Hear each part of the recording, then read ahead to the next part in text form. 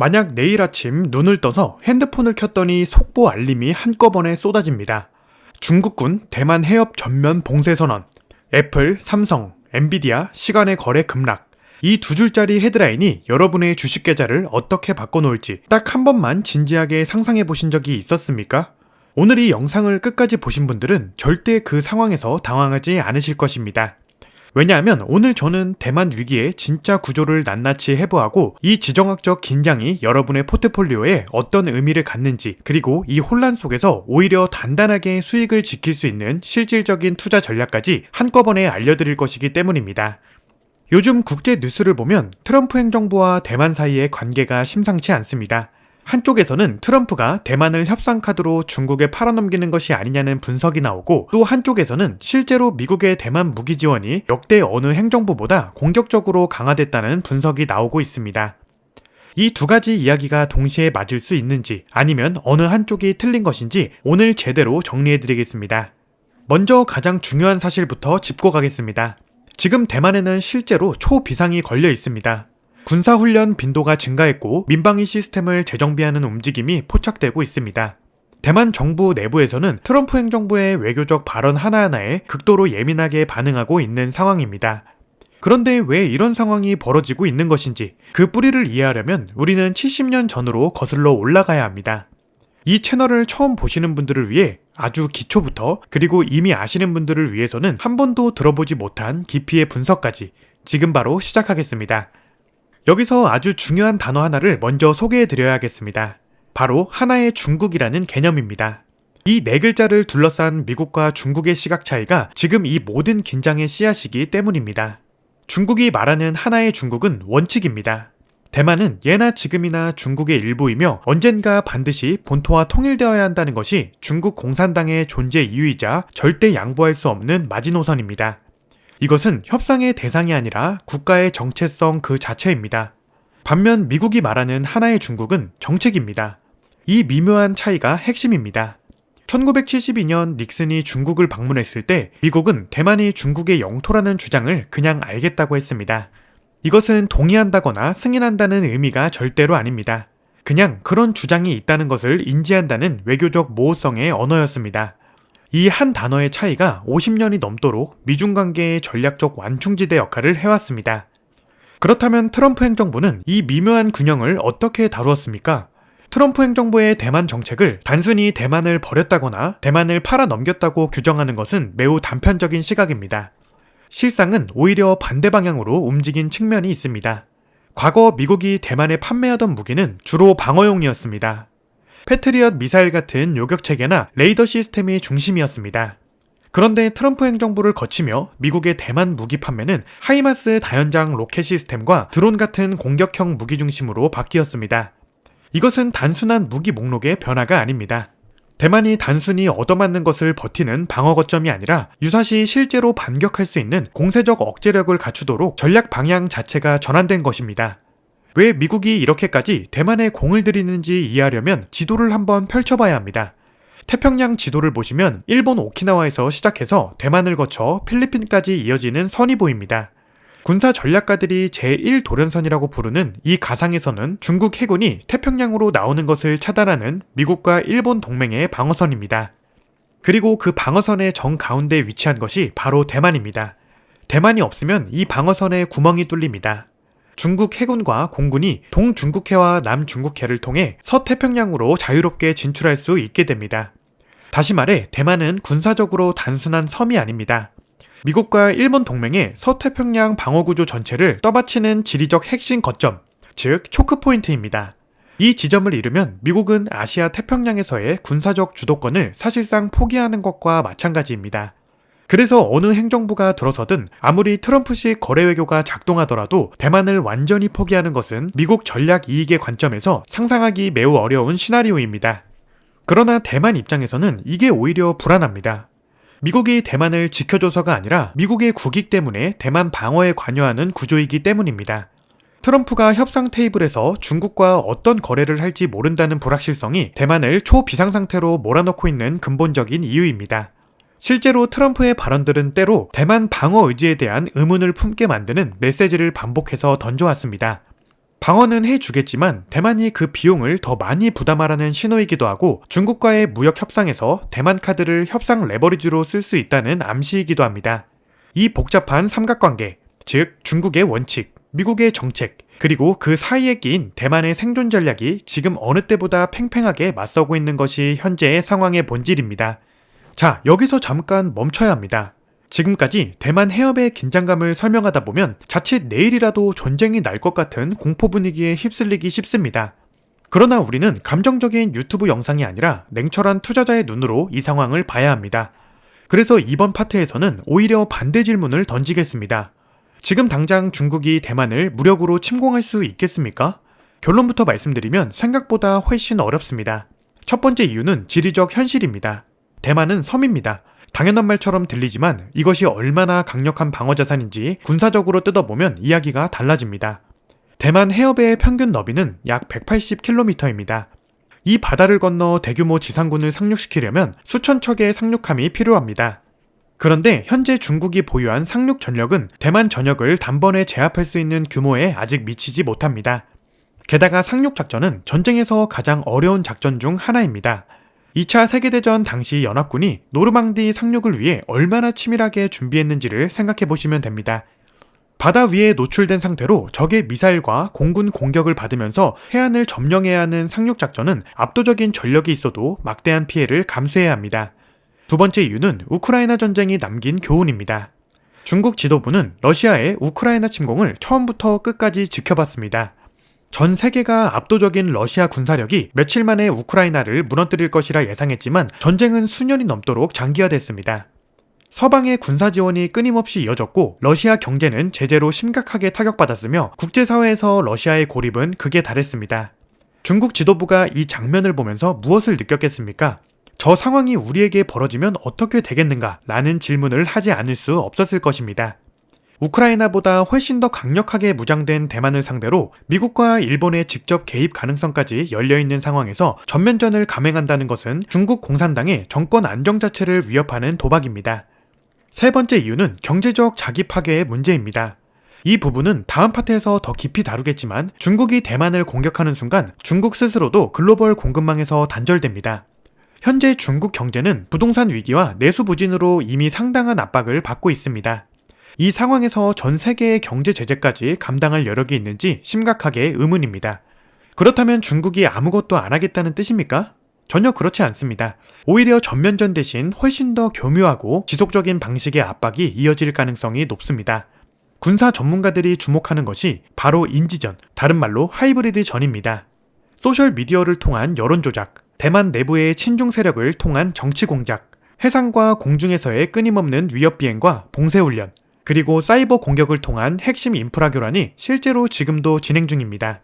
물리적 전쟁은 아니지만 대만 시민들의 심리를 지속적으로 흔들어 스스로 전의를 상실하게 만드는 전략입니다. 총 한 발 쏘지 않고도 이길 수 있다면 그것이 최선이라는 손자병법의 논리를 중국이 정확히 실행하고 있는 것입니다. 따라서 투자자로서 우리가 가져야 할 시각은 이렇습니다. 대만 전쟁은 내일 당장 터지지 않을 가능성이 높습니다.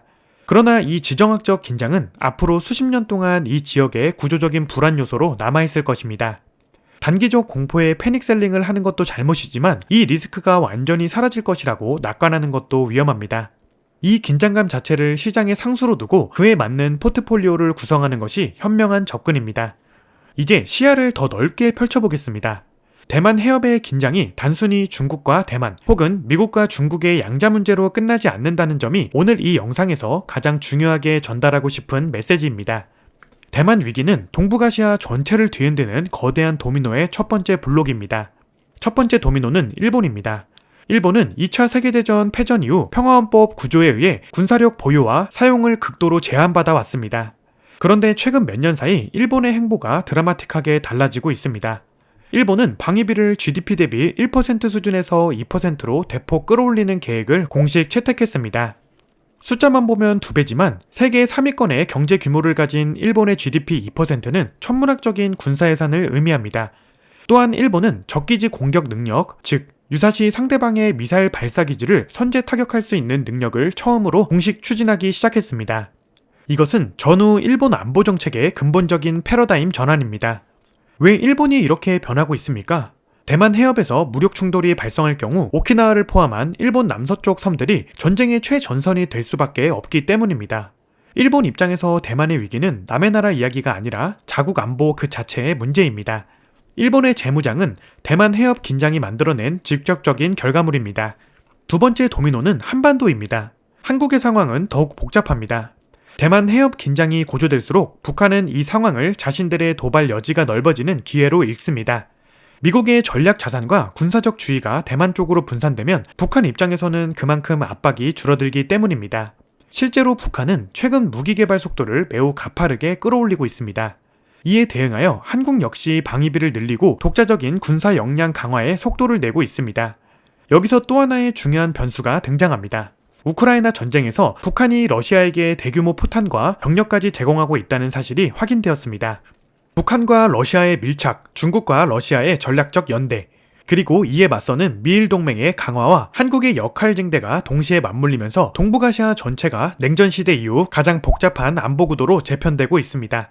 세 번째 도미노는 우리가 쉽게 간과하는 부분입니다. 바로 대만 자체의 군비 증강입니다. 대만은 최근 자국산 잠수함 건조를 추진하면서 방위산업의 내재화에 속도를 내고 있습니다. 외부 지원에만 의존해서는 유사시 자국을 지킬 수 없다는 냉정한 인식에서 비롯된 움직임입니다.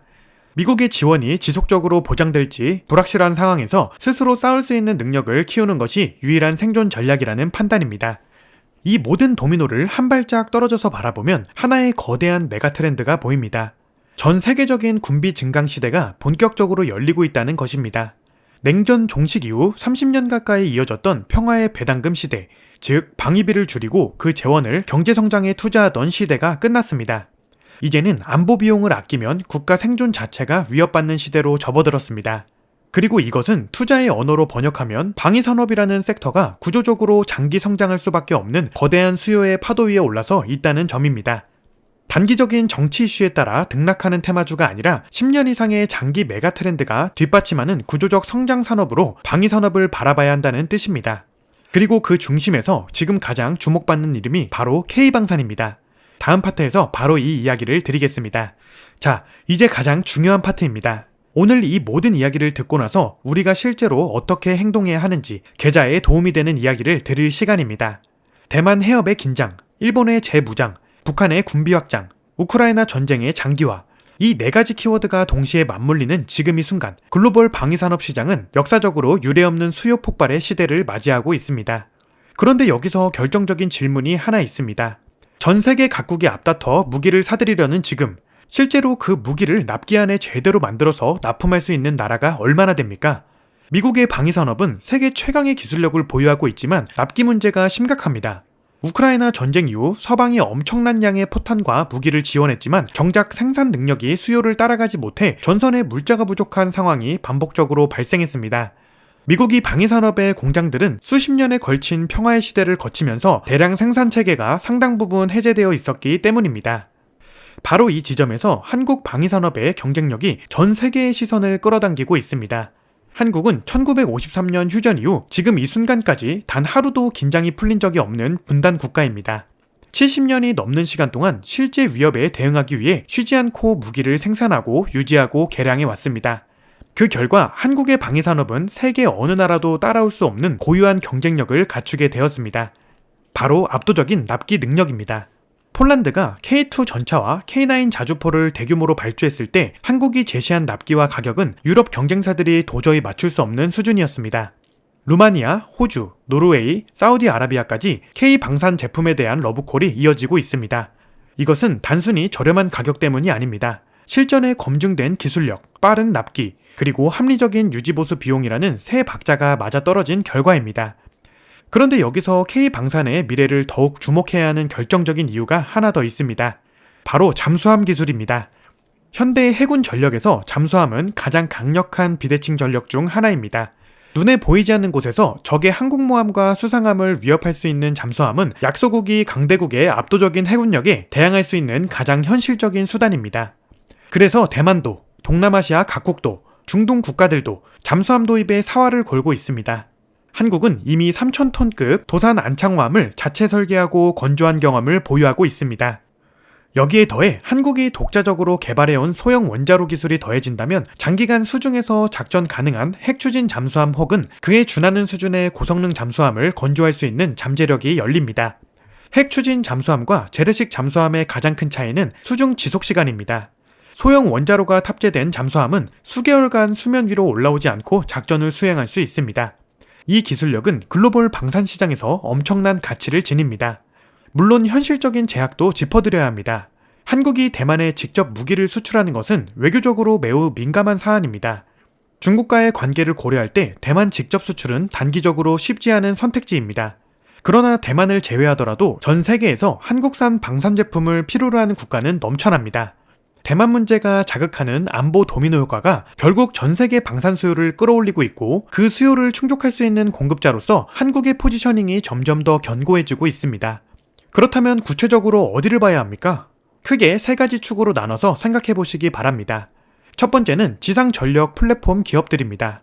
K2 전차, K9 자주포, 천무 다연장 로켓 시스템처럼 이미 글로벌 시장에서 검증된 플랫폼을 생산하는 기업들은 현재 진행 중인 수출 계약만으로도 수년치 이상의 수주잔고를 확보하고 있습니다. 단기 실적보다 수주잔고의 규모와 증가 추세를 보시는 것이 핵심입니다. 두 번째는 정밀 타격 체계와 유도무기 관련 기업들입니다. 현대전에서 정밀 타격 능력은 전쟁의 양산을 바꾸는 핵심 변수입니다. 우크라이나 전쟁에서도 확인되었듯이 정밀 유도무기를 보유한 쪽이 전장의 주도권을 쥡니다. 한국의 유도무기 기술은 세계 최고 수준에 근접해 있으며 이 분야의 수요는 앞으로 더욱 가파르게 증가할 것입니다. 세 번째는 조선과 소형 원자로 기술을 연결하는 기업들입니다. 앞서 말씀드린 잠수함 건조 잠재력이 현실화될 경우 이 두 분야의 기술력을 동시에 보유한 기업들의 가치는 지금과는 비교할 수 없는 수준으로 재평가될 가능성이 있습니다. 중요한 것은 이것이 단순한 테마 투자가 아니라는 점입니다. 대만 해협의 긴장이 완화되더라도 일본의 재무장은 멈추지 않을 것이고 북한의 위협은 사라지지 않을 것이며 전 세계적인 군비 증강 트렌드는 되돌려지기 어렵습니다. 이 구조적 변화가 K방산의 성장을 10년 이상 뒷받침하는 근거입니다. 단기적인 주가 등락에 흔들리기보다는 포트폴리오의 한 축을 지정학적 해지 수단으로 단단하게 구성하는 전략이 지금 이 시대에 유효한 접근입니다. 오늘 이 긴 내용을 함께 정리해 보겠습니다. 미국의 하나의 중국 정책과 중국의 하나의 중국 원칙은 근본부터 다른 개념이고 그 간극이 대만 해협 긴장의 구조적 원인입니다. 트럼프 행정부의 대만 정책은 단순히 대만을 버리는 것도 아니고 완전히 지키는 것도 아닌 전략적 모호성의 심화입니다. 대만 전쟁의 전면전 가능성은 지리적, 경제적, 군사적 제약으로 인해 당장 현실화되기 어렵지만 인지전과 회색지대 충돌의 형태로 긴장은 지속될 것입니다. 이 긴장은 동북아시아 전체의 군비 증강 도미노를 촉박하는 메가트렌드의 시작점입니다. 그리고 이 메가트렌드의 최대 수혜자 중 하나가 세계 최고의 납기 능력과 잠수함 건조 잠재력을 갖춘 K방산입니다. 지정학적 위기는 공포의 대상이기도 하지만 냉철하게 바라보는 투자자에게는 기회의 장이 되기도 합니다. 어떤 시각으로 이 상황을 바라보느냐가 결국 10년 뒤 여러분의 포트폴리오를 결정합니다. 오늘 영상을 보시고 궁금한 점이 생기셨습니까? 댓글에 자유롭게 의견을 남겨주시기 바랍니다. 특히 여러분은 대만 해협 긴장이 앞으로 어떤 방향으로 흘러갈 것이라고 보고 계십니까? 전면전이 현실화될 것이라고 보는지 아니면 긴장 속의 현상 유지가 지속될 것이라고 보는지 여러분의 생각을 댓글로 알려주시면 다음 콘텐츠에 반영하겠습니다. 이 채널에서는 자극적인 공포 마케팅 대신 구조적으로 생산하고 장기적으로 행동하는 투자자를 위한 분석을 꾸준히 전달하겠습니다. 오늘 영상이 도움되셨다면 구독과 좋아요가 이 채널을 지속하게 만드는 가장 큰 힘입니다. 다음 영상에서 더 깊은 분석으로 다시 찾아뵙겠습니다. 시청해주셔서 감사합니다.